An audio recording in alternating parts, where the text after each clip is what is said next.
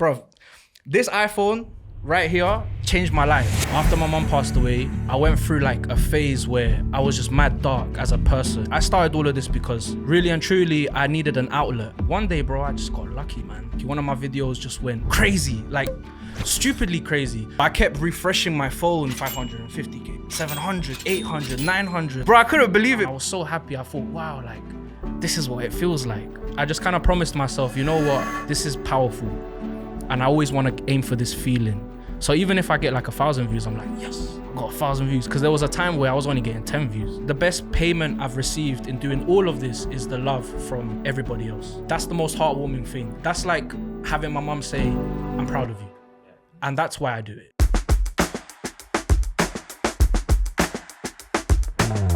Let's get into it, man. My brother, British Latino. It almost seems like you're about to like, that's about to be your moniker, British Latino. You know what I mean? Bro. Like, I'm excited, man. Yeah, man. Let's do this, man. So how you feel right now? I feel very happy, bro. I feel mad blessed. Every time I come to New York, it's always a good vibe. I always get inspired when I'm out here. It always motivates me to just hustle and you know, aim to progress. So when I'm here, I'm ready to go. How is the energy here different than in London? Bro, here, okay, I feel like New York is London's big brother. All right, so when I'm here, I feel like I can move. I move how a New Yorker would move. It's quick, don't stop. I have to like slither my way through the crowd. I have to talk quickly, you know, just get to the point and then just, like, and London is the same, but London is a bit different. Everyone's kind of rude. The rudeness is still the same. Yeah. Like, I get roasted a lot. Bro, I got roasted for my Timberlands yesterday. Why? Because they're too tight, apparently. I don't know if you can see it. But yeah, the laces, it shouldn't be going into every hole, pause. You know what I mean? Like, and you're not supposed to lace it up like that tightly unless you're like a construction worker. You know what I mean? Yeah. For me, it's just like, I like the grip. I like to be in control. Like, if I slip, I don't want my ankle to like twist, Right.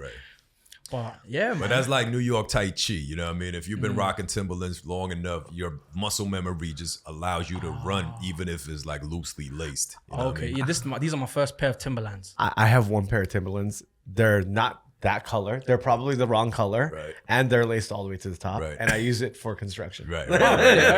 Makes sense. Fair enough. That's so funny. Yeah, so tell us a little bit about yourself, man, for those of us that don't know who you are. All right. Hi, everyone. My name's Patrick Vell. I'm an English Ecuadorian. Come from London originally. At the moment, I'm in North London. I'd like to consider myself a almost full-time content creator. Like, thank God. And my whole objective with everything that I'm doing is just basically to put. You could look at us, by the way. Oh, okay, my bad. I'm just like, he's too professional. Yeah, no. So, no, joking. But basically what I'm trying to do is, well, there's two things I'm trying to do. I'm trying to put British Latinos on the map. I feel like a lot of us don't get the recognition that we deserve. And the second reason why I'm doing what I'm doing is because I want my mom to live through all the content that I put out there. You know, like I started all of this because really and truly, I needed an outlet. After my mom passed away, almost 5 years ago and a bit now, I went through like a phase where I was just mad dark as a person, you know, as an individual, and kind of made a decision one day where I was like, all right, am I gonna let this destroy me for real, or am I gonna use this energy and do something positive that is gonna, I guess, be rewarding in the future? So I decided to, like, you know, make music, sell clothes, do videos, and kind of showcase my personality online. And one day, bro, I just got lucky, man. I got lucky. One of my videos just went crazy, like stupidly crazy, to the point where I remember when I first got my 1 million views, that was the most craziest moment ever. And I'll never forget that. Where were you? I was on my road. So I released a video. For those of us that don't understand what a road is, what is that? What is that? What is I that? was on my street. Yeah. But my road is like, I don't know the distance, but let's just say from here to like downstairs if we were to walk, right? Which is, I don't know how long that is. But basically at the end of my road to my house. And bro, I got like 500,000 views from the end of my road to my house. So I kept refreshing my phone, and it was like, 550K. I refreshed it again, 618K. And I'm like, what is going on? 700, 800, 900. And I was like, bro, I couldn't believe it, because in my head, I was like, somebody like me, this never happens to somebody like me. I'm just a kid from London. And, I grew up and I didn't really have the opportunity to be in a position where I can make something of myself. I kind of just did this for fun. And then when that happened, it was as if it gave me hope. And then, I reached 1 million, and bro, I jumped up and down like a little youth, bro. Like, I swear down, I was so happy. I thought, wow, like, this is what it feels like. And then I just kind of promised myself, you know what? This is powerful, and I always want to aim for this feeling. So even if I get like 1,000 views, I'm like, yes, I got 1,000 views. Because there was a time where I was only getting 10 views. I wasn't even getting followers. And now I look at the people who support my stuff as my friends.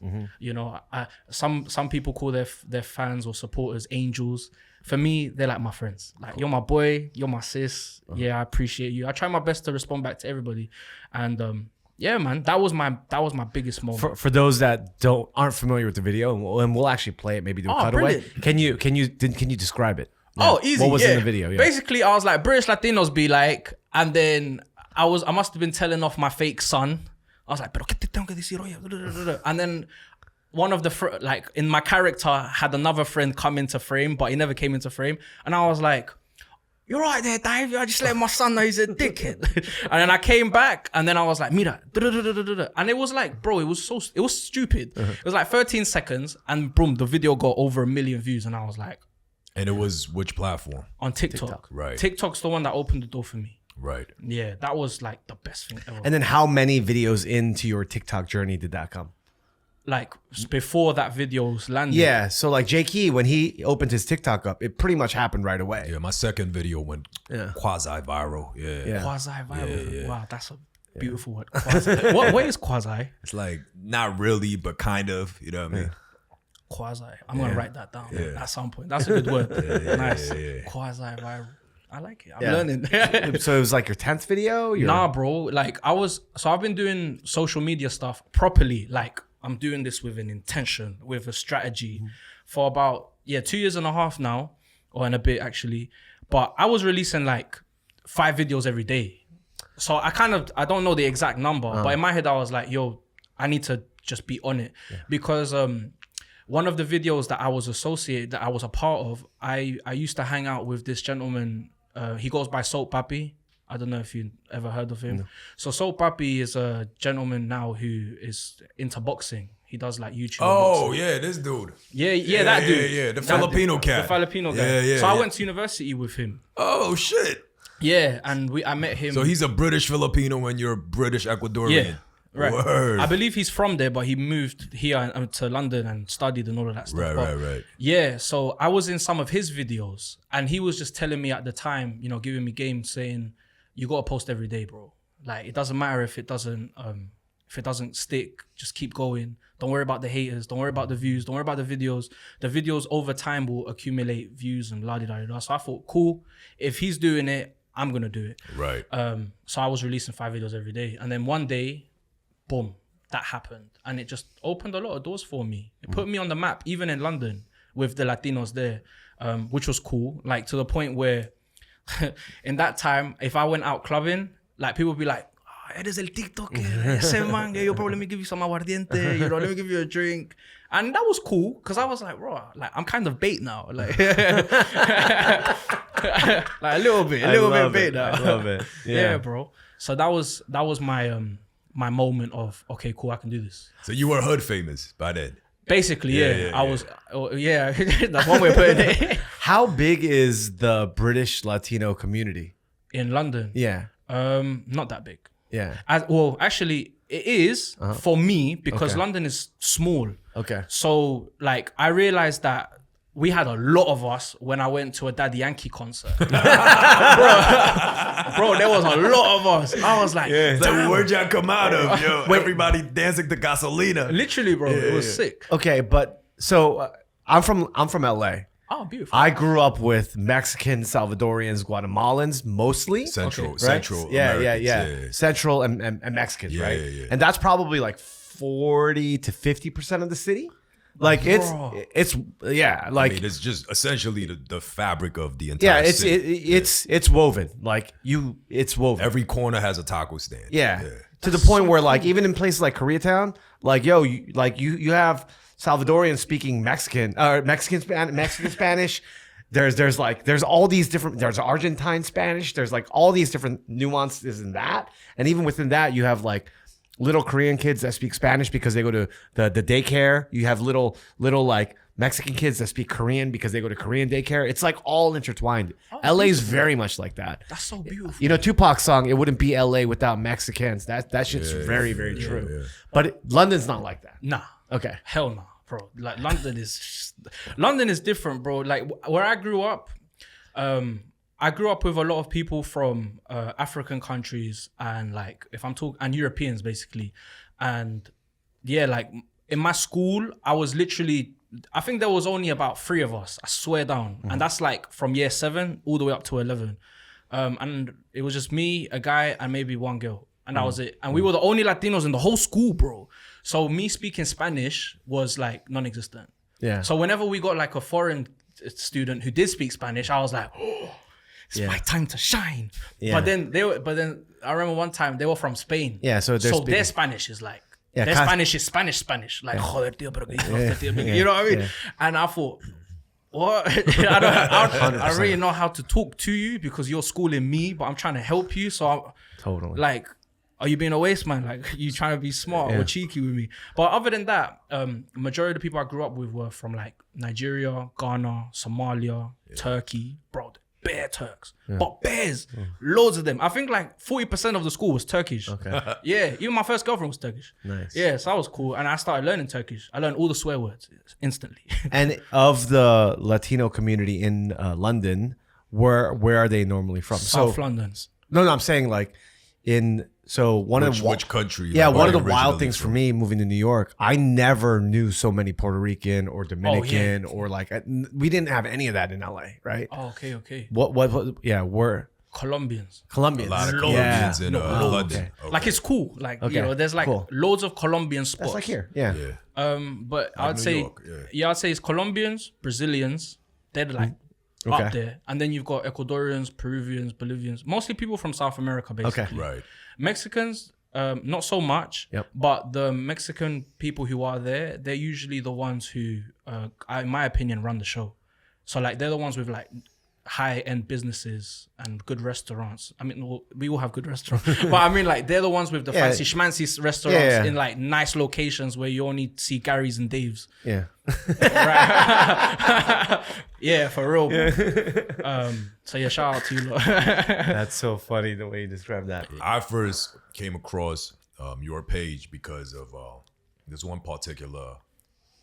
I think it was you breaking down some eatery in Roosevelt Avenue in Queens, which is pretty much the block that manifested my American identity. Nice. So when I saw that you posted something over there, and then I was like, wait, hold up, this is a British kid. You know what I mean? Sounding like, you know, like a character from Top Boy. Come on. You know what I mean? Like in Jackson Heights by way of Corona and like highlighting my neighborhood. So immediately I was like, I'm fascinated. And then I think I saw another video of you essentially imitating New York accent. Oh, yeah. It's like British Latino learning New York slangs or something like that. Yeah. And the way that you delivered it and the way that you performed it, it was so incredible and so convincing that, I was like, this kid is a talent. You know what I mean? This kid is a talent. He's funny as a character. And that video also did very well for you, That right? went crazy, bro. Yeah, so tell us a little bit about that. Like, what's your connection to New York? You know, and how are you, like, it seems like you have like a performing background. Right. Yeah. So, bruv, growing up, I was a big fan. I'm still a big fan, but a very big fan of hip hop. And I listened to a lot of like Big Pun growing up, and Fat Joe, and like Nori and Cuban Links, all these brothers, right? So All the Latino brothers. all the Latino brothers. The reason why I listened to them a lot was because most of the time when I was growing up, grime, the genre of, there's one genre called grime, right? It was predominantly, I guess, it predominantly had individuals from like Jamaica and like Africa and stuff, right? And no, countries in Africa, dominating the music scene. So I thought, this is cool, but I want to relate to somebody. I want someone to say chicharron like somewhere in a song. So I came across Big Pun and I was like, what is going on? And I became fascinated with boom bap heavily. So I guess because of that, I grew up loving music, bro. I felt like music was just a platform where I can feel free. I can be myself. There's no right or wrong. So I ended up studying in university music composition and technology for films and games. That was my degree, which was great. I was forced to learn how to play the piano. Yeah, literally forced. So you're a trained musician. Yeah, like I play the guitar. I learned to play the guitar because I fell in love when I was like 15. Yeah. So I played for the girl that I've liked in assembly in front of everybody, and then she became my girl. Yeah, because of what I learned. Because I was watching Jeremy Passion and Gabe Boondock play the guitar. Did you do Lemonade? What was the song? I don't know. I just got chords from different songs, practice them. Like I would play the video, pause it, watch their fingers, then try and play it, then play. What was your go-to song though? I know you had Lemonade. One. Lemonade. Yeah. Lemonade. Lemonade. Because bro, when I saw Jeremy Passion's first video playing Lemonade, I was like, yo, this is love. This is romantic. This is beautiful. And I thought the only way I can stand out of all the other guys was if I did something special. So I fell in love with the process of, playing guitar and stuff and all of that stuff to convince the girl to give me a chance, even just to get a hug. You know what I mean? So in the end, she became my lady. And then I took music seriously. I got into poetry. I used to go to a studio in North London all the time, in Northumberland Park. If you know, you know. Northumberland Park is kind of notorious. I'm not gonna lie. It's called MPK. A lot of stuff goes on there.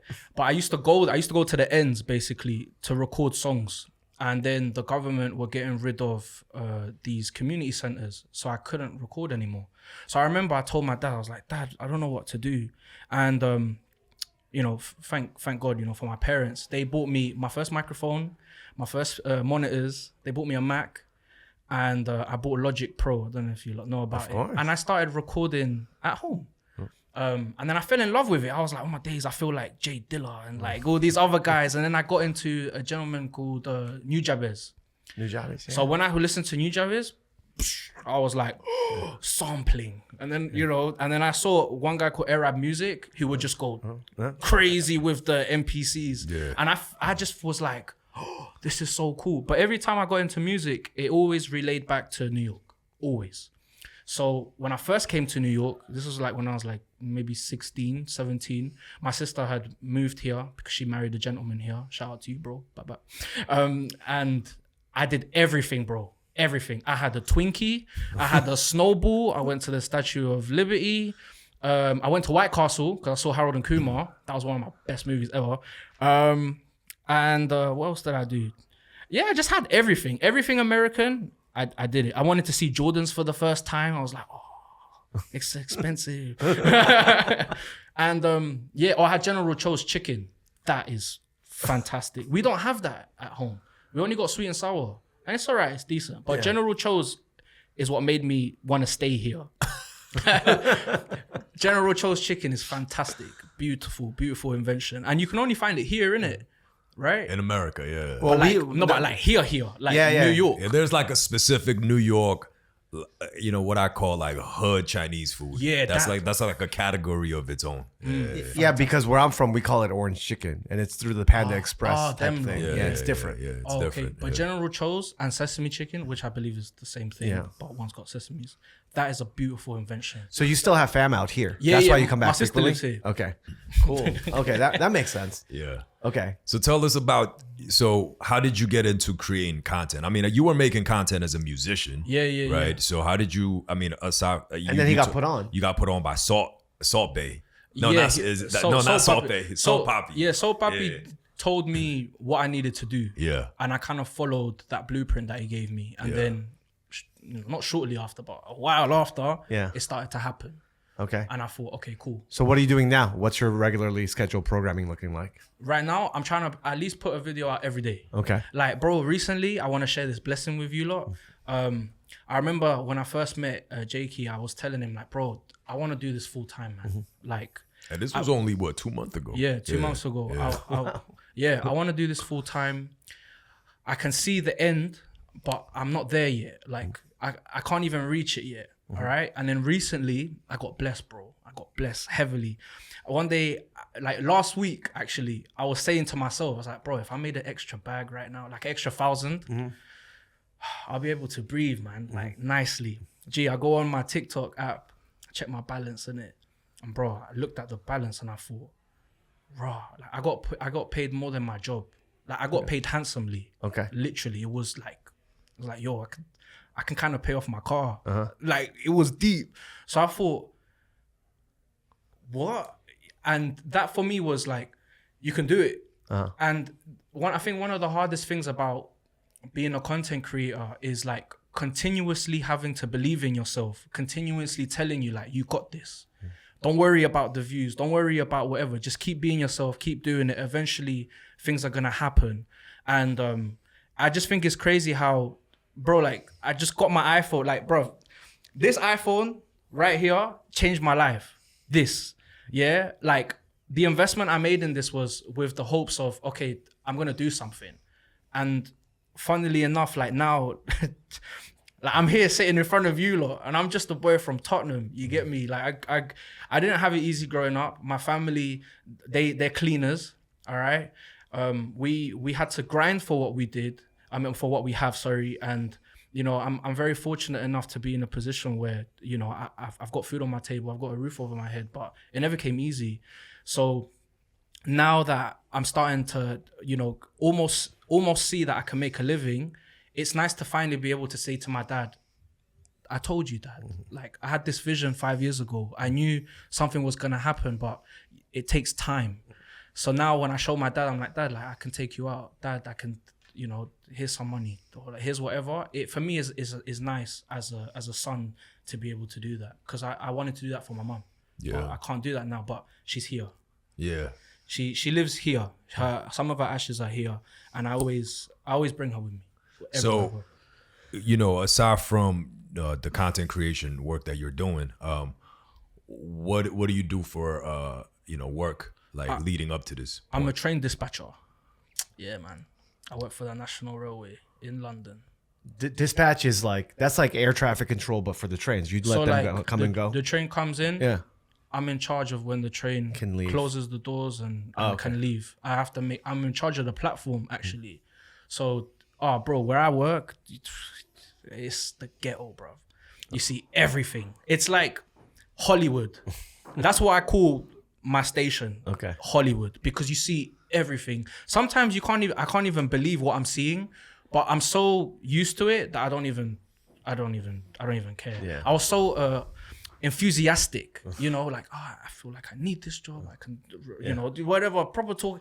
Within the first month, I saw everything and I was like, yeah, no. You give us an example of some of the things that you saw in a London train platform.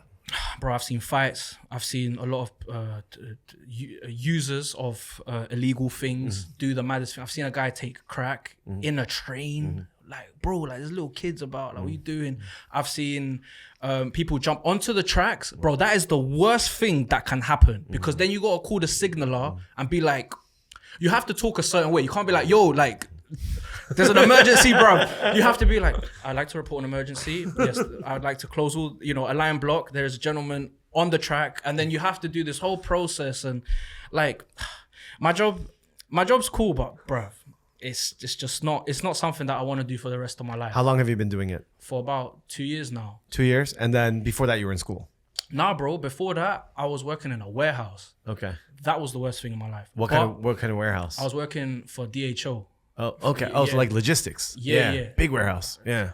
Never again, bro. Shout out to DHL, but never again. And like the job that I had was very physically demanding. Yeah. And I felt like the way they ran the show in there was very like demoralizing, man. Like it was kind of like I wasn't even a human, bro. And I remember like I angry most of the time, but I'm grateful I had that experience because it taught me to hustle. It taught me to not stand still, and it taught me to take risks.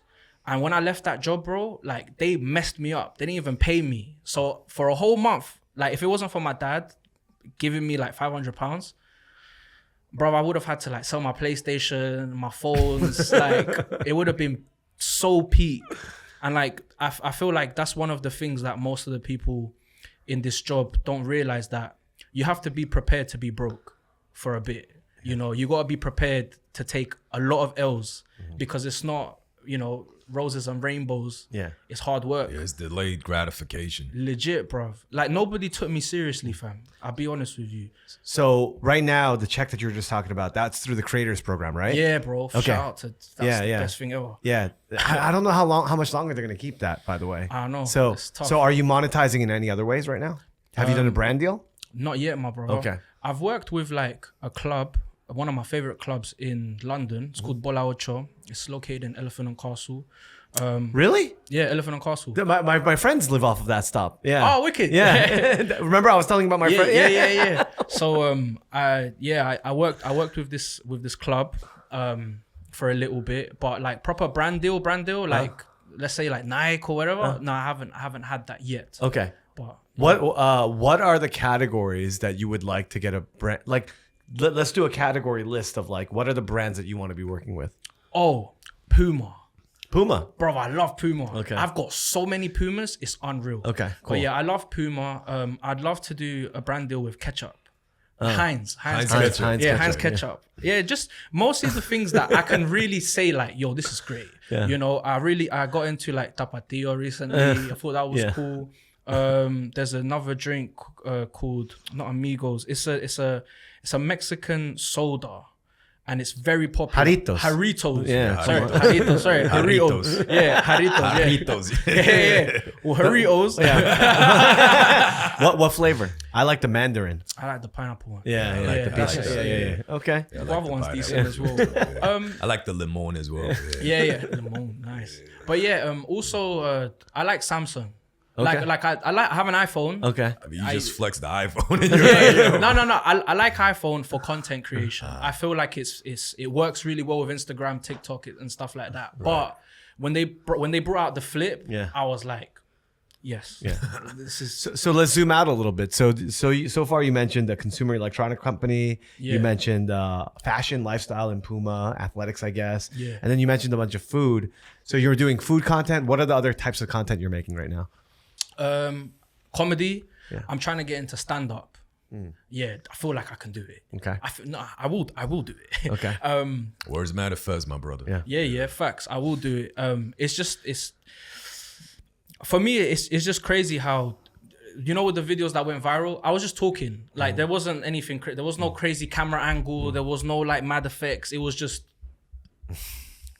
and that was it. And then it was mostly just the way I talk and the stories that I tell, and you know, sharing my experiences. So I feel like stand up would be great.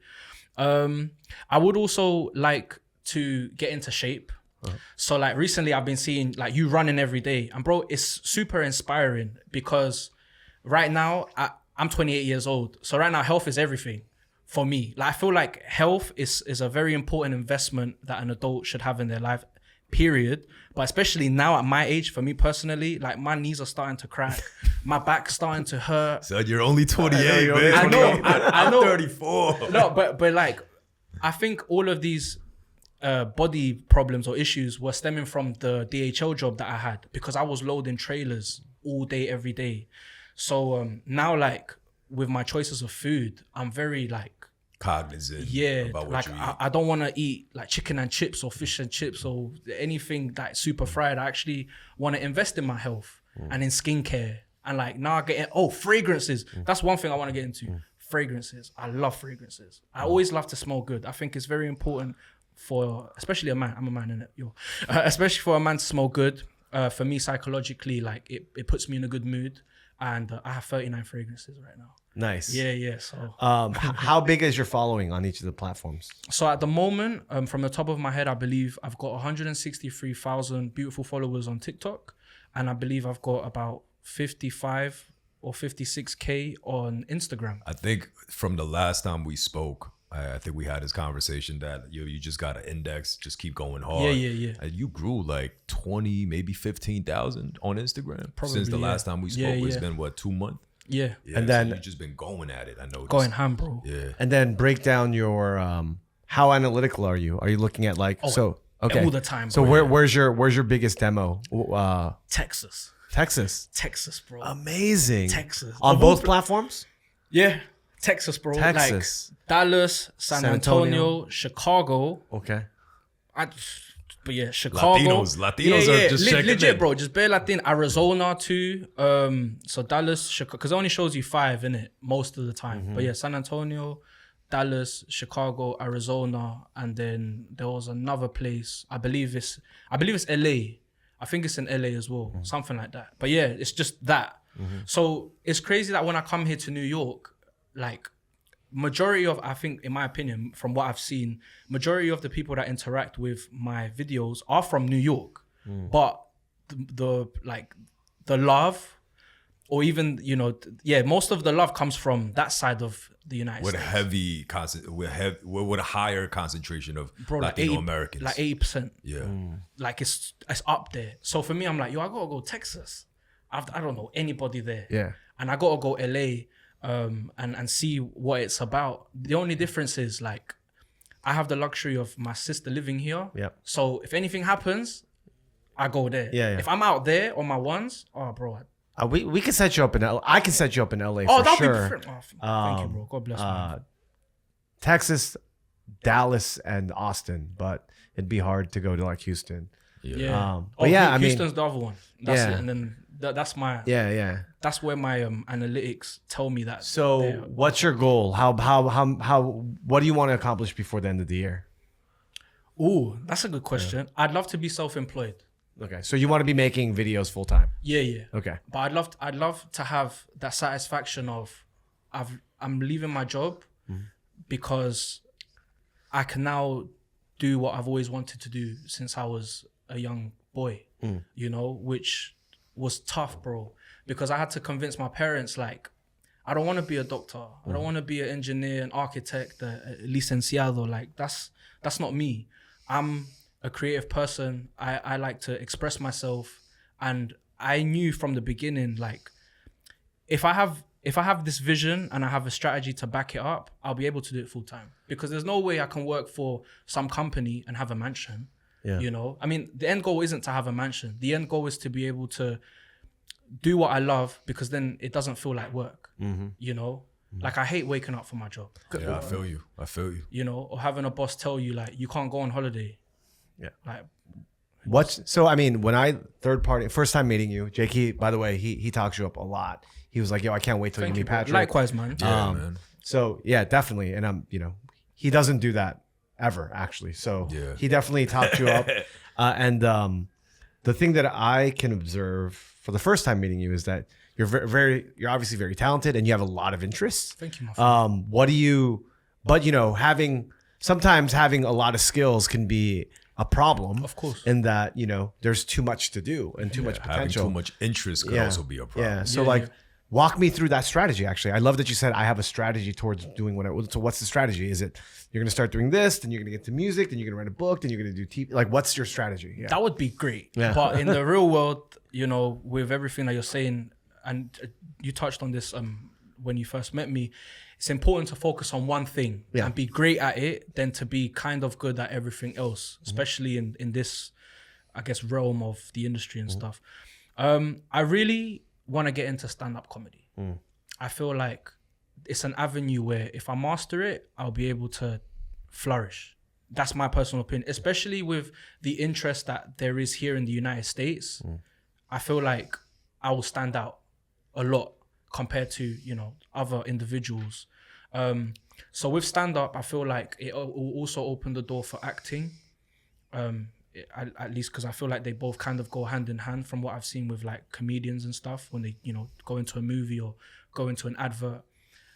So I know that with following that path, it's important for me to stay in shape and to look, I guess, good, for things that I'm going for. So that's where my health will, you know, Yeah. sort of bleed into what I'm trying to do. So I would say that is my main focus. That, and then on the side, you know, I do my music and stuff because that was what essentially that was my passion. That's where everything stemmed from. But I only do music to spark a conversation. Yeah. I'm not trying to be like the next best thing. It's mostly just like, You wanted to get that hug, right? I yeah, mean, that- exactly. It's more of a passion project. I feel like as a content creator, at least for me personally, I think dedicating at least myself every year to have one passion project where I do everything for me and me only is healthy. Because sometimes when you're in this race of, I need to make content, I need it to be viral, and you're thinking like, it takes away from the originality for me. Yeah. So that's why I still do music, because it keeps me sane.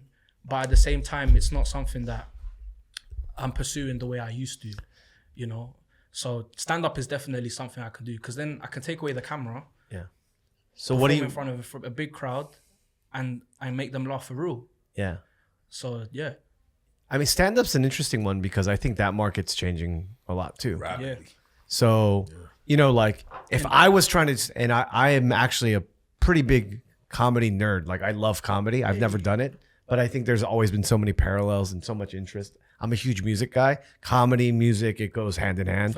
Literally Dave Chappelle saying like, yo, every comic wants to be a rapper. Every rapper wants to be a comic, like all this kind of stuff. But I think, you know, like if I'm trying to be a comic today, do you even need stand-up? Meaning you're actually just doing that show so that you can have the clip. Yeah. And also just is muscle.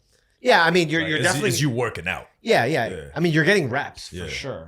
Yeah. But you're also doing that because in actuality, the clip and the exposure and the distribution and the awareness that you're going to get from the clip is way further than the 20 people in the room, Yeah, right? Yeah, totally. Or the 150. And this is like, and not only that, like, yo, for you to get a spot at the Cellar right now, like, yo, how many years, how many bringer shows do you have to do at the other club? So that's why there's now this whole- examples of guys that went viral because of those clips, and then now they're able to pack out shows, even though like that Mexican cat from Texas.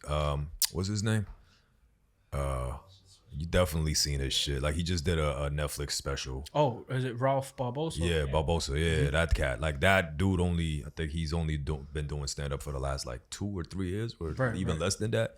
He had a few clips that went super viral, and then now he's doing got a Netflix Netflix special, and then that special also now lead to him doing like a national tour where he's selling out like 1,000 seaters. You know what I mean? Yeah. So I think I think to your point, yeah, like grinding it out, hitting up multiple stores in a night and trying to like befriend other comedians and trying to come up. I think that's important because of you just kind of getting your reps, but like taking that trajectory and then eventually having an agent discover you so that you could get on a bigger stage. Yeah, like that model is done. It's been done. And by the way, in this genre, so Ralph, there's a good Joe Rogan with him, by the way. Yeah, no, that listened interview to that was one. really good. Yeah. And then he was actually supposed to go on with Angela Johnson, Yeah. right? And you remember her, Angela Johnson, Latina. Yeah. But she does the Vietnamese nail salon. You're too young for it, but like this is actually when this is like when Tim and like when we were in LA, that video went right. She does a Vietnamese nail salon impression. So I think about her. I think about Russell Peters, right? All these folks, they basically Peters was actually the first one. That he was the went first viral. one. Yeah, he went like he blew up because college students were passing his like thing around on Shazam and We're like LimeWire, bootlegging and shit. Exactly. Yeah, for sure. Yeah. Right. Yeah. And it wasn't because he was doing Cellar and this and that and that, Yeah, right? yeah. So it'll be very interesting. And now you own your own distribution. So like, I don't know what getting into stand-up comedy means for you today, but I know what it used to mean. It means you have to move to LA or New York. It means you have to do a round of clubs every single day. You're trying to do the laundry, you're trying to do this, trying to do that. You're just trying to get time, right? Yeah. But so much has changed where you can directly connect with your TikTok is going to get much more distribution than anything that you can do over there. So if anything, I think like you just go into the stores to kind of just build your muscle, get more familiar with crowd work, and get your name out into the local scene, just because, I think that there's value in that as well. But to your point, because that one video that went viral of you doing New York impressions, if you were to say, hey, I'm going to do like a quick in real life event, you know what I mean? Like, and I'm only selling like 50 tickets. So just like an intimate event. Yeah, it's probably going to be a loss leader, like monetarily. You're probably not going to make any money from it, but Right. like you basically get to control your own community and have people show up for you specifically. Yeah. You know what I mean? Like, and if you just build that up, get clips from that. That would be cool. Yeah. For me, I just like having the opportunity to connect with the individuals who support my thing. Like when I'm here, I try to do at least one meet and greet all the time. Even if it's with like 4 people, 2 people, 1 person. For me, it means a lot when it's like, wow, you've taken time out of your life just to hang out with me. Just because you saw my clip that one time and now we're sitting across each other eating noodles or like, you know, having a sandwich or a bacon, egg and cheese. That for me is important because I want that person to 1, feel comfortable, but 2, to understand that, you know, I'm doing this because I love it and I am a normal person. Like I don't see myself as a celebrity or an influencer. I'm a normal guy. I work every day. I have my moments where I'm tired and I'm stressed and pissed. But at the end of the day, like, I don't think of myself like this. And most of the time, from what I've realized is that when you've got a certain amount of followers or following or you're, you know, this type of person, people tend to think that you're like this and you think you're better than someone. So I'm not like that. I like to be real with people. And, you know, when I met up with you, bro, like, I'm not gonna lie, first time I fangirled hard, super hard on the DM. No, mad hard. I was like, oh my days, bro. But then I was like, all right, let me calm down. Cause I wanted to get freaked out. But when I met you, it was like, nice to meet you, my bro. Pleasure to meet. And it was cool. And the beautiful thing about it was I was fortunate enough to have that luxury of meeting you behind the camera and meeting you as a person and knowing that we share similar interests. And that experience, I mean, I already respected what you were doing, you know what I mean? But that experience made me respect you more as a person and as a man. And it made me see you as like, you know, he's my friend. Yeah, hell yeah. So, you know, and I feel like that experience that you gave me, thank you, by the way, is an experience that I would love to also have with individuals who watch my stuff. Yeah. And stand-up comedy, I feel like is a great place to do that because if I'm there, I'm there. Like we're all chilling. Maybe I have 1 or 2 drinks. I'm gonna be cool, you know. And I don't know. I started this because I felt lonely. You get what I mean? I felt like I didn't belong anywhere. So being with people that like my stuff is like, wow, like you really like my stuff? You really think I'm funny, bro? For real? Oh, can I give you a hug? Like, you know what I mean? And that's better than getting money. Yeah. You know, the money side of things is great because I do want to leave my job. I do want to have everything I've worked my ass off for. But the best payment I've received in doing all of this is the love from everybody else. Right. Like that's the most heartwarming thing. That's like having my mom say, I'm proud of you. Yeah. And that's why I do it. Yeah. So I guess okay, so that's the 5-year question or the 1-year question. What's your biggest obstacle right now that holds you back from getting what you want to be doing, which is working full time as a content creator? What's the biggest need right now for you? The biggest need? Yeah. I'll be honest with you, the biggest need is making sure that I release content. Like that's the biggest, like those are the bullets in the But even from that, what is it? Is it ideation of that video? Is it I need someone to shoot that video? I need a phone. I need what is I don't know. I have the right editing. Like what is the To be honest with you, my brother, I'm not entirely sure. I think the one thing that's holding me back is me having the balls to quit my job. Because my friend, he's a full-time photographer and videographer. Shout out to you, Juan. That's my actual boy. Like, you know. But Juan told me, he was like, you want to do this for real? He looked at me right in my eyes. You want to do this for real, bro? De verdad? All right, quit your job. Yeah. And then silence. I was like, I got a car to pay for. I got this to pay for. He's like, do you want it or do you not want it? And it was kind of like, because he's like, I did that and I was forced to make it happen. Forced.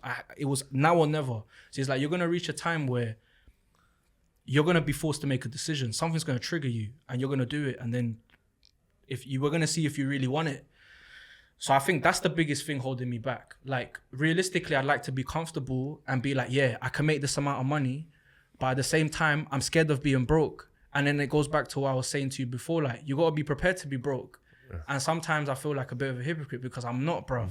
If I go broke right now, it's going to be tough. But at the same time, I've got faith in what I'm doing. And sometimes I feel like you need a little bit of luck. It might seem, I feel like with this whole thing, it's a bit of luck. Like, if I didn't make the video that day, if I didn't go to the gym, bro, this would have never happened. You know, if Jakey didn't hit me up, this probably would have never happened. So I feel in some sort of way a little bit lucky, but at the same time I did put the work in. So my biggest obstacle is quitting my job. Just time. Yeah, time. And if I want to be here, it's moving here. Yeah. You know, I would love, bro, the algorithms work. They flourish when I'm out here. They love me out here. But when I'm in London, bro, it's tough, man. But by the way, we VPN. Do you VPN? No, you should see, VPN. you tell me about it. I told you, bro. But I want to do that. I've never. This is the thing where I feel like I've lacked in that sense. Like, I can openly admit I haven't taken the initiative of looking into that properly. But I'm not afraid to ask and look silly. You know, like if I need to learn, I will learn. But that's another. Looked into thing. what properly? The VPN stuff. Oh, okay. Just because when I'm here, like in this territory, specifically New York, well, I've only ever done it here anyway.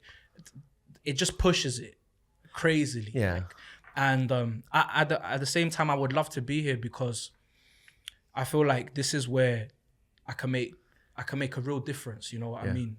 Yeah. How thoughtful are you about the utility that you're providing your community? Ooh, that's a good question. Yeah. When you say thoughtful, do you mind elaborating on that? Like, yeah. So like, how aware are you? So, you know, the algorithm works really well for you here in New York. Why? Does it work well for you because other people that follow you in Texas and Chicago are obviously drawn to you and what you represent, which is probably something within themselves, right? They're living vicariously through you. Right. But is it doing well here because it's like, yo, I fuck with Patrick, but I also don't know about New York, so now I get to know both of these things, right? So that might be a utility if you're going to the gym or whatever. I don't know what it is, but like, what is that utility? Is it for some people, you know, to succeed in any business, actually, not even, and content creation is a business. Like, don't get it twisted, right? 100%. Like, this has been a business for me for 16 years, right? Congratulations. So like, it's a business, and at the end of the day, you have to know what product you're selling as a business and what utility that product is providing for the people that want to buy it, right? So it's like, what is the utility that you're providing them, right? You know, Tim, Dumb, all these guys in the beginning, you know what that was? It was exactly what you were saying, which was, hey, I didn't have people that looked like me. So now the internet is like, the internet's like high school, actually. Yeah. The internet is high school. There's all these different cliques and all these different groups. The only difference is the internet is so vast that everyone's got a lunch table. Everyone's got a tree to kick it at. You know what I'm saying? Like, everyone, right? So like, yo, this is my European Latinos. This is my whatever. Like, there's a corner and a tree and a lunch table for everybody. You know what I'm saying? So in the beginning, that's why those YouTubers, Kev Jumba, Yiga, all these guys, all the Passion, all these guys, it's because they were talented, but no one looked like them. So then they were early on that, right? But that was the utility. For other people, it might be you're hot. It might be you're funny. It might be whatever it might be. But like, yeah, you have to think very actively about what is your utility? What are you providing them? And then once you can figure out, okay, cool. I know that my number one product is going to be a personal computer called a Macintosh. And then from that, I can continue down the path to say, okay, maybe we could do an iPad or an iPod. And then from an iPod, we can go to the iPad. Then we can go to an iPhone. And from an iPhone, like, you can land and expand sort of that thing. Right. But you have to know initially what's your one thing. Okay. So for me, it was from all the information that I've seen since I've been doing this, I've realized that there is a fascination for Latinos that live in England. All right. The people are fascinated by the slang, the lingo, the change, you know, the code shifting or switching. And that was the utility. That, like, tell me more. I didn't know this existed. When I go there, where do I go? Where can I find my people? Where's the club? Where's the restaurants? So for me, I was just like, all right, well, if you want to eat good Latin food, I would recommend this place. That's where the food stuff stemmed from. And I love to eat anyway. So I showed people food. You want to find a good nightclub? All right, cool, say less. I recommend this club. This club is great. Arrive after 2:00 in the morning. These are the things that I was doing subconsciously without even thinking. I was just responding back to the comments. Yeah. And that's the best way to grow community. That people were like, oh, all right, cool. I'm coming to London next week, bro. Where's a safe place to stay? They're like, should I stay in Peckham? And I'm like, no, don't stay there unless it's like mad cheap, but don't stay there. I preferably stay around here. It's better because then you can go to XYZ area, and the train station is close by. So it was mostly for that type of information that I would say in the UK, that was the utility that I was giving people. However, in the United States, I think the way people approached me or have been approaching me online is, I just want to hang out with you.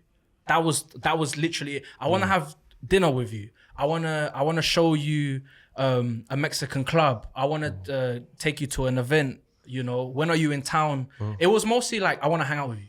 That was it. Like recently I linked up with, bruv, I didn't even know this guy like that, right? But it was a gentleman online. He goes as Cuckoo Puffs. I don't know if you've ever met this guy.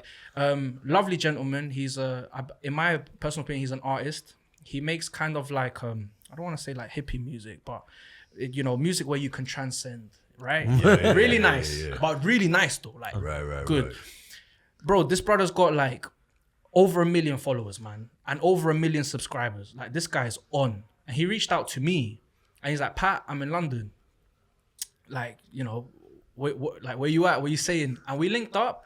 And bro, in my head, I'm thinking, this guy is so massive, compared to me, bro. Like, if we're talking in the sense of like socials, that he had to physically look for me to be able to even talk to me. So I was like, what is going on? Like, this is crazy. Bro, we linked up and then it was super cool. And I was like, bro, have you ever been to Chinatown? Like, have you ever been here? He's like, no, I've never really been to Chinatown before. I've been here before, but I've never been there. I'm like, all right, cool, let's go Leicester Square. Leicester Square is where Chinatown is. Took him to Leicester Square. I took him to this place that's well known for the worst service ever, but it's got good food for the low. Right. So so that sounds like a good Chinese restaurant. Yeah. So all the Latinos, I swear down, and this is like since when my dad got to England. They all go there. I swear down. We call it tiraplatos. All right, tiraplatos means like they throw the plates because they throw the plates at you. But the restaurant's called 1K. All right, you can't miss it. If you ever go, you'll see it like right there, 1K. Well, not really, because you guys are mad rude. But basically, I told him, I was like, bro, get the char soy pork in it. Like, get the pork and then get it with the rice and then put this chili on top. It's like a tenner. It's nothing crazy, and they give you free green tea. Cool. So I took him there. He had the spot. He was surprised by the service because they wanted to kick me out because I didn't want to eat. So I bought a bottle of water just to sit down with him and eat. Right. Bare annoying. Then I took him to get bubble tea. And I was like, bro, this is the bubble tea spot. And then like, this is the bakery. Get the char soy bun bakery thing. It's beautiful. It's only, if you got £5, this is where you go. And I basically gave him a whole like Chinatown tour. And then shortly after that day, we were just chopping it up. He's like, bro, I'm going to go to the gym, XYZ. And I was like, I want to hang out with him more, but I don't know how to like ask him without it being weird. Just because I enjoy the vibes. Mexican dude, he relates to me, we relate to each other, cool, whatever. So I was like, bro, come to my ends, and let's work out together. So we went to the gym, and then on the way back, he showed me his music, and I never did my research on him because I was like, if I look at his page, he's got 1.something million followers. Like, I'm already gonna have I'm gonna build some sort of image in my head, and I don't want to do that. I want to give him the chance to be himself. So I literally was like, bro, what's your name?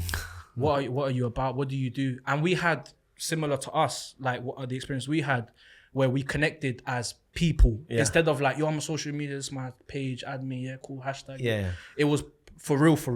So I feel like I actually made a friend. He showed me his music and I was like, you are so talented, bro. Like, I'm so proud of you. Then I was like, may I show you my music? And then I took him in my car all the way down to freaking central London, dropped him off, and I made a connection in LA, and social media has done that. Like, there's a gentleman called Kev on stage. He followed me, he reposted me, and my video went crazy on Twitter. And I was like, Bro, I've been watching Kev on stage from not hot ones, the ones where they start roasting each other. You know, I saw him and then another gentleman named Melvin Gregg from Vine. So, and that was because of that video that went viral with the New York stuff. So there's people I've been looking up to since I was a kid, bro. Like engaging with my content or even just like liking it. And I'm checking in on you, yeah. And I'm like, what? Like when I found out you knew like Dumbfounded and you know Tim. Yeah, he managed Dumbfounded. Yeah, bro. Like for me, it's like, what? This is because it's so. Their videos helped me at a time where I was sad, you know, and that's why I watched them. I watched them because I wanted to feel good, and they put me onto everything. They made me like I was telling you, bro. Like I got a Ford Fiesta because of Timothy De La Ghetto. I was gonna call him. I remember that brand deal. Yeah, bro. I remember that brand deal. Yeah, I bought a Ford Fiesta because of him. I swear shout out to Tim. Shout out to Tim. Yeah, bro. Like he must have had a deal with Ford for something, and they gave him a car for a little bit. And I was like, I want to be like Tim. So my first car was a Ford Fiesta. My car now is a Ford Fiesta. And they're actually wicked cars. I swear down. Yo, that brand deal worked. Yeah, it yeah. turned into a conversion. Hey, Yeah. just give us holders that though. Let's just bring the food in real quick. Oh, brilliant. You know what got me into the love of food? When my mum was alive and when she was younger, when she just married my dad, she never went to school, innit? So she basically sold food in Quito. Like she sold she food. was a street vendor. She had like a little car and everything. Right. So Sounds like the story of one of our bro, homegirls. literally like you know when we go Roosevelt and whatnot, and you see it a was lot of those folks. it was literally like that. Yeah. So my mom, she was like telling me about her business. She's like, look, I worked for 1 year and I bought an apartment from this food cart right here. That's crazy. And back in Ecuador, bro, like that's almost impossible to do. Yeah. But she hustled, and when I was growing up, I was very fortunate enough to have that type of level of food, you know. That's the thing too. I gotta cover Whoa. Yeah, because it splatters for sure. Oh, splatters. Yeah. Splatters. All right, This cool. is so fascinating. I wanted to learn some Korean words. Oh, hell yeah. The difference sigmok and kumok. Whoa. Well, Okay, hold on. I think we should just start with the basics. Because that shit is like a level 5, you know? Am I like level 1? I can say ice cream good. Ice cream. Yo, I think this is why it was like, as soon as he did that, when we were at the Korean barbecue spot, and he was like, I said, oh, 저 ice cream 주세요. And he was like, ice cream. You know, like, as soon as he did that, I knew, I was like, oh, this makes perfect sense why he's so good at. He's good at great performance. Yeah, he's a great performer. Thank you, bro. know what Bro, I mean? that was so cool. I mean, I think there's something in the water in London, man, because when I didn't know Idris Elba was from England, because I grew up watching The Wire. And I thought this motherfucker was from Brooklyn, you know what I'm saying? Like, just the way he talks. And then, like, yo, he started talking, like, in his native tongue. Yo, like, whoa. Well, what about Succession? You're another one of your favorite shows. Yeah. You know, they're Yeah. all they're all English. Majority of them are all English, except for Kendall, the guy. Kendall and Macaulay Culkin's younger brother. Yeah. Shiv, she's she's from the islands, one of the British islands. Even Tom. Tom is from the UK as well. Try that. It's Oh, this is fantastic. It's like a beautiful disaster. it is a beautiful disaster. That's literally what it is. All right, big bite in it.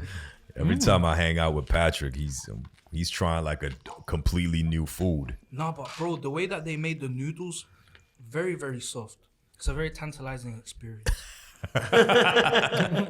Yo, man, it's the British education. You know what I mean? Their usage of the vocabulary is just so much more advanced. Nah, bro, your vocabulary is up there, man.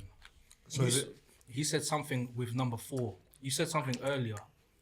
Quasi, something. Quasi. Quasi. Yeah. Bro, come on, that's up there. That's up there with rambunctious. So, what would be the catalyst for you to quit your job? bro, if in 6 months the success rate of what I'm doing is stays the same, Yeah. then I'll happily leave. Yeah. Yeah, like if I told my dad, I was like, Dad, if I'm making the same amount of money that my job's paying me, then and it's consistent, like I know it's not gonna flop, then cool. Because if I'm making that doing it part time, what would happen if I dedicate 100% of my time to it? Right. You know, where I can really go to town on it. And yeah, I think that would be what would make me, you know, pull the trigger on that. And I think it's very doable, bro. I'll be honest with you. When I surround myself with individuals who do this for a living, they do what they love, you know, whether it's selling perfumes or like they are full-time videographers or self-employed and whatnot. And I just see how they are, and I'm constantly in an environment where I'm inspired and motivated. So when I see them do it, I'm like, bro, all you need, all you got is an iPhone and a MacBook Air, and you're good. You can afford to do everything you need. The only thing that you sacrifice, or I guess spend in this case, is time. And for me, if I had the time to do it, then bruv, it'd be fantastic. But I feel like location is also very important, because London, even though it's great, there's only so much you can do, bro. You know, whereas here, I feel like I can do. I feel like I could, if I was to live here, I think 1 year in New York, I could do a lot, learn a lot. But the cool thing about America is that, bro, America's massive. You know, Chicago's a whole nother world, LA's a whole nother world, Texas. For sure. So I feel like there's more to explore here. And if I had the luxury and privilege of being out here permanently, You'd probably do both or all three, right? bro, I'd go in. If I could afford to take flights, go there, link up with somebody, even if I have to sleep in a couch or in a car, I'll do it. You know, for me, at the end of the day, it's not about the destination, it's about the journey. Yep. And like, bro, the small wins, they mean everything. You know, like, you know, when you're working out and you're like, all right, I want a 6-pack, or, you know, but the best feeling about starting your fitness journey is when your trousers are like a little bit bigger now. The belt goes to like the next hole.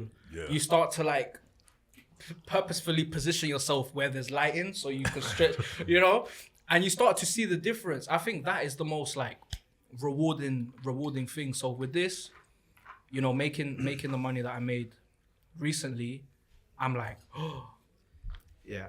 I didn't have to work 50 hours, because that's what I got. That's the equivalent. If I worked 50 hours with like 5 days overtime, you know, and then I just got that because I made a couple videos.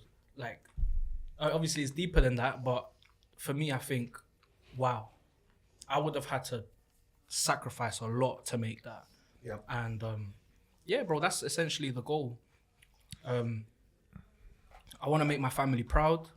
I want to put myself, I want to be the example that the younger generation, at least in London, can see. Like, you know, you don't have to be a certain type of person or like look a certain type of way to be able to connect with people from abroad. Like, you can do it.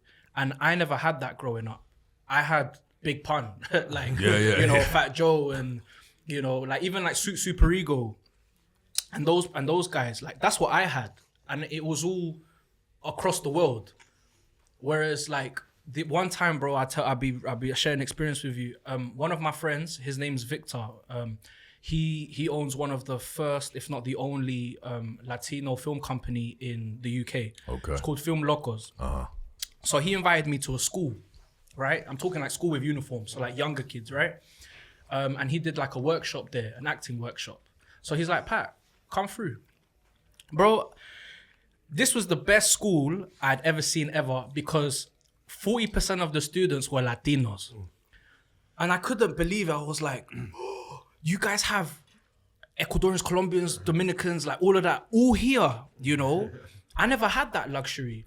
So when I walked into the school, bro, some of the kids were like, oh my gosh, that's Patrick. Oh my gosh, that's Patrick Vo. Oh my gosh, that's the guy from TikTok. Oh my, and they all, you know, recognized me. And I thought, wow, like, you're a little youth, bro. I mean, not like in a bad way, but like you're you're a kid and you recognize me and you're like really happy to see me, like OD happy, bro. Like, so I thought, okay, you guys are the future, and whatever I do now, I have to be even more strategic, because now I know I've got a younger audience, and I can't. You're an example to some people. I can't be saying like, "Oh, yo, go suck your mom," and all of this other stuff, because they're gonna think that that's okay. Is your audience very like, so it's mostly in the US, but Yeah. what age? 25. I think there's the mid 20s to like early 30s. That's the main. That's the main. The second, I think, is a little bit older than that, and then it's Older. Wow. Yeah, bro. Like, I'll be real with you, That's our audience, basically. bro. When I first started doing videos, obviously I looked a little bit young. I mean, I still look young, innit? Come on, but I looked a little bit younger, right? Because I was just, I don't know, I just looked different 2 years ago, obviously. So a lot of the people that were tapping into my videos were a lot of single moms, but like a lot though. Same. Like Same. bears, bruv. So these ladies, when they met me, not when they met me like that, but when they came across me, it was during the time where I was doing a lot of lives. Lives was a way for me to connect with people and kind of just show them like, yo, like, this is my house, like, I'm playing games right now. And I remember sharing stories about my mum, and I became very vulnerable on camera, like to the point where like I'd be like crying, like, you know, I was going through it, and I was like, bro, it's hard when your mum dies. It's hard because you gotta be strong. You have to tell yourself you're gonna be okay, even when you're not okay. You have to lie to yourself, and you know, and at that time, that's how I was expressing myself. And I just did it because I had nobody to talk to. You know, you have your friends and you're like, bro, call me whenever you want. Like, I got you. Well, I never had that. Right. So I went online. And because I done that, people separated me from just being a normal content creator to being a person. Right. Like, and they felt like they could connect with me on a deeper one. And I never knew that what I did was so powerful for some individuals, because that was the first time, in their words, where they're like, I understand how you feel because I'm going through it too. My dad or my brother or my friend or my sister or whatever. So when I did that, that was when things changed from where people were just like casual watchers to like, I'm watching you every day. I'm not just I'm not a fan, I'm a supporter. I feel like I'm your friend.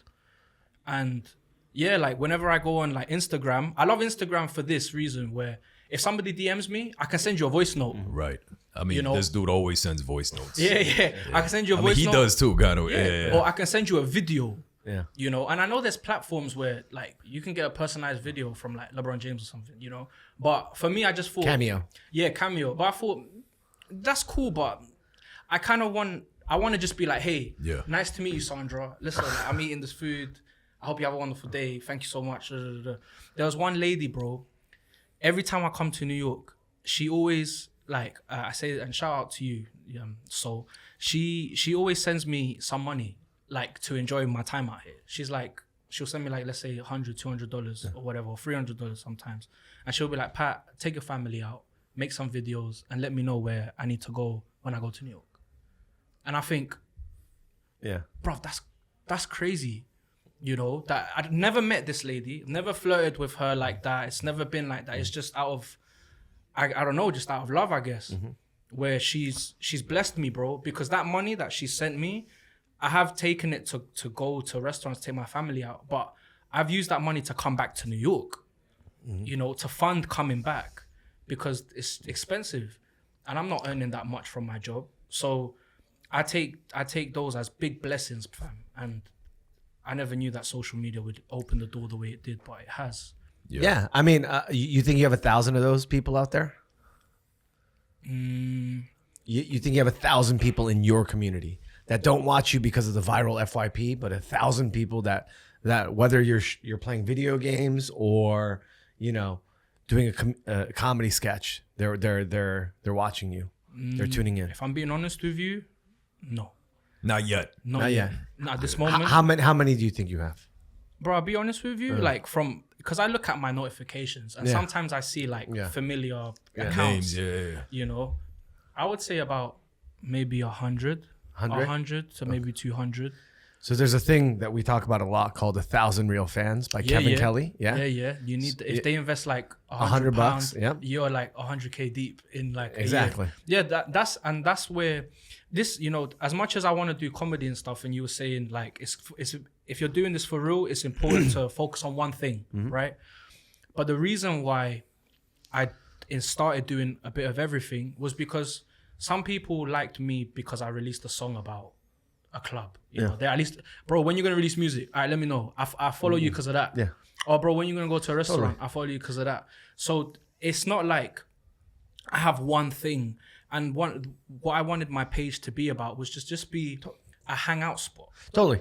So, you know, I think this is game, right? I think you could grow faster if you focused on one thing. Facts. But I think if you continue doing what you're doing right now, your staying power and your community will be stronger. So it's a much slower burn to get to 1,000 real fans. But I think those 1,000 real fans will be much more committed.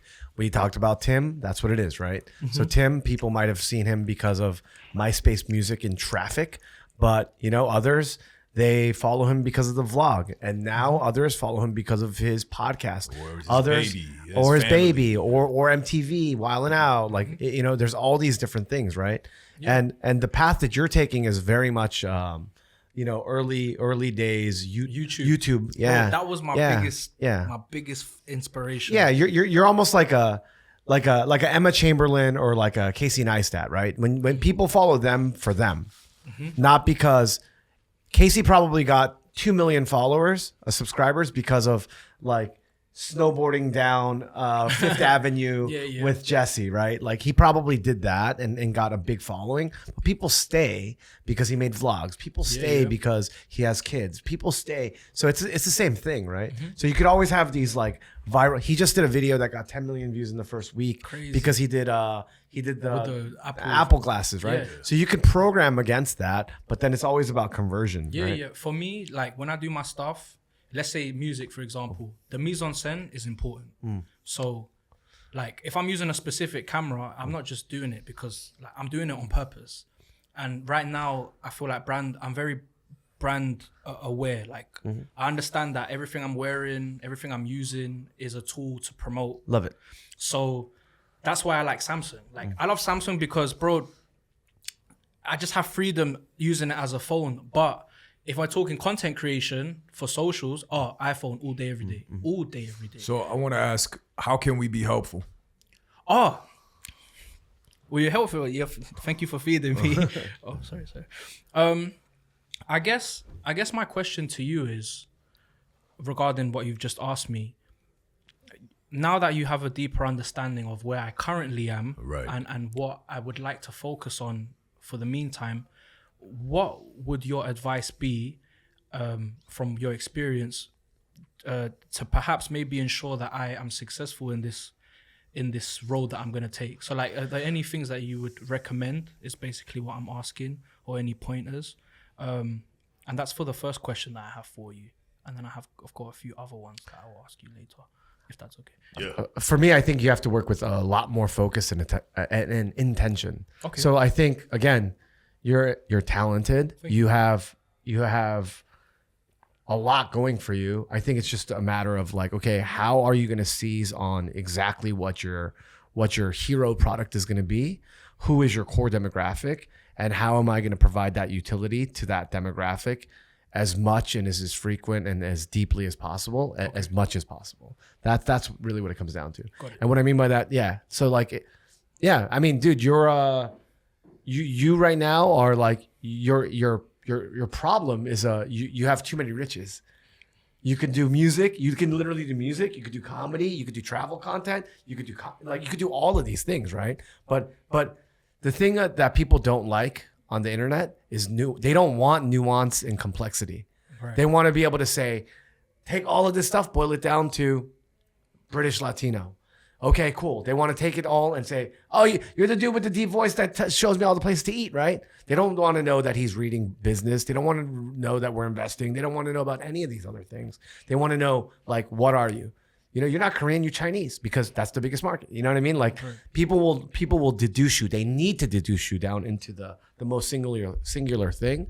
So it's how can you as quickly as possible find out what that thing is. You pare it down, and then just program to that. Okay. Right? That's what I would do. Right? And I think, and I'm fascinated because like, I mean, even in the United States, we talk about it all the time. You know, we look at creators like EYL, Earn Your Leisure. I don't know if you follow them, but basically they're two black CPAs, right? They're personal finance creators that talk about like, yo, this is how you build generational wealth. They're literally giving their utilities dope. They're putting so many people onto like taxes and this and this and this. But I'm like, and this is so important for the market. People that aren't normally in the rooms or getting access to this type of information, they're getting it from people that look like them, that are speaking like them. So it's super important. But I was like, yo, this is so cool. But like, even that market, if you look at the addressable market, it's small, right? But it's very niche. But yo, I mean, if you're talking about I'm from LA, where I grew up. 50% of the city is Latino, right? Like if you think about the United States, what's that number? Probably 30 to 35, 40% of the United States. Yeah, that's crazy. Right? So like, I'm like, oh, like that's why we talk about this kind of stuff all the time, just to unveil the curtain. I'm like, yeah, where's the like Spanish speaking EYL? You know what I mean? Like that's a huge addressable market. And I think, you know, all these other interests and all these other skill sets, the parts that make you charming, right? All these other things that you have is gonna show in the content. But, you know, if the people understand you as the British Latino doing XYZ, then leaning into British Latino is the fastest way for you to grow. So that could be the catalyst. Because I think the roadblock for you right now is monetary. It's like you need that money in order for you to make that complete jump. And once you make that complete jump, you're going to just index it even harder and you're going to grow even more. Yeah. But that initial investment has to be a singular focus. Because again, the audience wants utility. It's like, yo, I need a fork, but you're trying to give me a spork that's mixed with a knife and all this other shit. It's like, nah, I just need a fork. You know, I actually don't think your obstacles are monetary. I think it's focus. I think even working your job right now, if you knew, yo, for the next 2 months, I'm going to do this. I guarantee you, if you know what the vertical is, so that you're like, hey, I'm this, but I'm going to start doing consumer electronic stuff, right? And I'm going to seed it in a way. I think you could get brand deals. Like I literally think you could get brand deals. You have enough charisma and enough of a community to be able to do that. Influency. I mean, literally, the way this kid speaks Spanish is just like, yo, like, Thank you, bro. Yeah, it's just like cultural fluency too, though, right? Whether you're here in the States or there, like you have it. It's literally, but like the brands don't know because again, they don't know exactly what it is. Like they can't just do interesting. You know what I mean? Like because they don't work that way. They have to try to fill buckets. So the brands would look at us or me specifically as like, that's the food guy that does the cultural food destinations. And we need to tap into that cultural food, you know, vertical. In that Venn diagram, we need to hit that market, okay? And we also need to hit certain quotas. Yo, we need an Asian guy, a Latino guy, a gay person, a black person, a white person. It's like, yo, okay, we have a budget set aside for the Asian guy. Out of the Asian guys, what do we need? Okay, this guy has this much, this guy has this reach. All right, let's go with J-Key. That's how the brands work. You know what I'm saying? So it's like, yo, they see you, it's like, oh, this kid is funny. But you got to basically feed it to them. It's like, yeah, I'm funny, but I could also sell this product for you. Right. Like, you got to make them think that way. Yeah. And right now, you're like the funny Latino British kid. But like the brand is not seeing this and be like, okay, I could use this kid to sell a phone. Right, they don't see that yet. You know what I mean? And as maniacal as this sounds, this is pretty much how Facts. the creator economy works. You know what I mean?